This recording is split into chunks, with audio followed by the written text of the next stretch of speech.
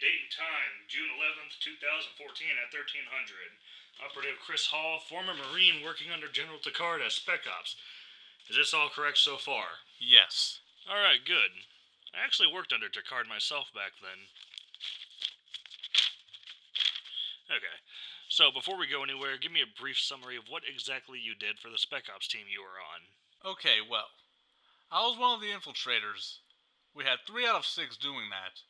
Our main jobs were to get in and get out without causing any disturbances, if possible. Oftentimes, we were just gathering intel, so we didn't get a ton of action. The intel is usually handed directly to the general by our operations leader, and he sent the actual infantrymen on the raids. We didn't do those, So you were the reassurance people then? essentially. Alright, how much combat have you actually experienced at this point in time, Chris? Enough to not get the shakes anymore while under fire. You were with the Marines since you were 18. You're now 24, correct? That's correct. Okay, Chris, now tell me, what do you know about Chaos Call, besides the fact that it's still fairly new? I just know from rumors that you guys do a lot harder work than most guys in the PMC. As in, you get the jobs first. That's about right, but there's a lot more to it than that. To be a member of Chaos Call is to understand that the risk is greater than anywhere else in any other branch of military. You have to be prepared to suffer the losses that no one else will, and you have to understand that everything you care about can be taken from you in less than a second. I see. Okay, so before we do anything else, I know you've read these already, but protocol demands I read them aloud for you. These are the requirements to join Chaos Call and the rules you have to abide by. To join Chaos Call, you must be the last surviving member of your immediate family.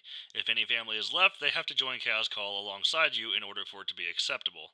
And the one rule that must be abided by that is unique to Chaos Call is you are not allowed to marry, date, or anything of similar manner with anyone else. That part's in there to make sure you don't get attached to anybody due to the fact that you may and likely will lose them. I understand. The risks are great and we get the worst situation. Let me ask you. Let's say a suicide bomber is threatening a bus full of people. How do you handle that situation? Call in a sniper and try to get support from a distance. Wrong answer. No, you go in head first and you tackle the son of a bitch and disarm him. Boy, was that a show. A show? Wait, did somebody actually do that? Yeah, one of our other guys, Two-Tack. His real name's Timothy Tacker. And what does he do in Chaos Call? He's the IT guy. The tech guy. Welcome to Chaos Call, Chris. You'll prove yourself over time, don't worry. Right.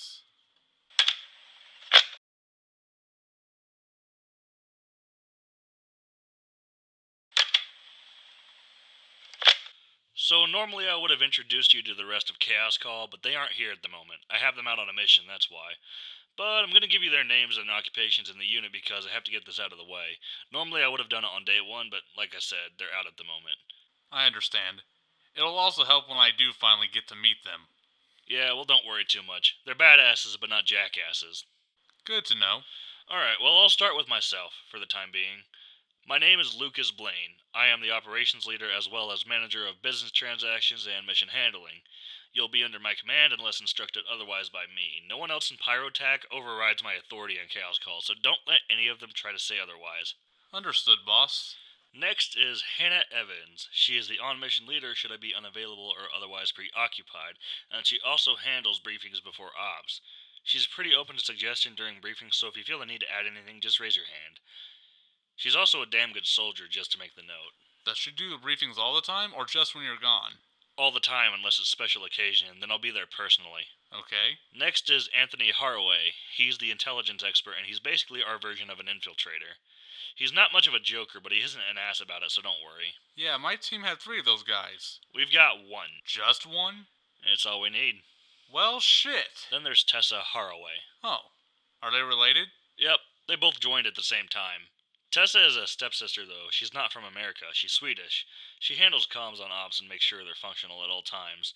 She's also one hell of a driver, but that's just a perk, not a designation. I like her already. Then we have Timothy Tacker, aka Two-Tack. He's the technical advisor and expert. He'll be the one you go to for any kind of tech assistance, should it be a computer, your headset, whatever. He's the best around and you won't find a bigger geek anywhere, but he's also one of the most badass guys I know. You already know about the Suicider. Yeah, Two-Tech already scares me. And rightfully so. He's a big dude. Anyway, the sixth member is John Crossman. He's the weapons expert. He handles the firearms trainings and maintenance. He also makes some custom shit for us, too. My revolver is a good example of that. He seems pretty crafty. The catch is you gotta pay him for the custom work, but I can promise you he's always got a damn good deal available. We have a teammate and a gun salesman? Basically. I already like these perks. The seventh member is William Connor, and he's the Overwatch or Sniper. He's the very definition of an eagle eye. Not much slips past him. His senses are honed to a fucking T. There's no sneaking up on him. He's a really nice guy, though, and maybe a tad sensitive sometimes, but he doesn't hold grudges, so don't worry too much if you say something he doesn't like. Alright. I'll still watch what I say, I guess. Like I said, they're all badasses. They're not jackasses. They're pretty forgiving for a group of soldiers born to kill. Don't know what to say to that. Yeah, well, you'll learn more about them as we do more operations. We have one coming soon that I actually will be personally briefing you on. We've been looking for a man named Ruvak Ackerman for some time now, and it's a pretty high-end operation, which is why I'm directly involved. I understand. Alright, well, I'm looking forward to meeting the guys, and hopefully we hit it off with no problems. I'm sure you will. Besides, if you don't, the worst they'll do is give you dirty looks. Except for Hannah. She might try to break a limb, but that's debatable. Oh. Hey, Chris. Anthony told me he knows you. Said you've worked with him and Tessa before. That true? Yeah, I never knew their last names, though. So I didn't know they were brother and sister. Never made the assumption due to Tessa having a Swedish accent and whatnot. I understand that. Tell me a bit about that. He says you guys did quite a few ops together. Yeah, they were part of my unit. They joined in around the same time as me, but they left for Chaos Call a month back. That's also around the time I applied for it. Yeah, I remember. It was between you and another guy. Unfortunately, that guy got his legs blown off by an IED. Damn. Poor guy. Yeah, it's a sad thing, but that's our reality. It can happen. No one really gets that. Civilians, they're outsiders. Yeah. Anyway, tell me a bit about what you, Anthony, and Tessa did. Well, I actually didn't work a whole lot with Tessa, so really I don't know much about her.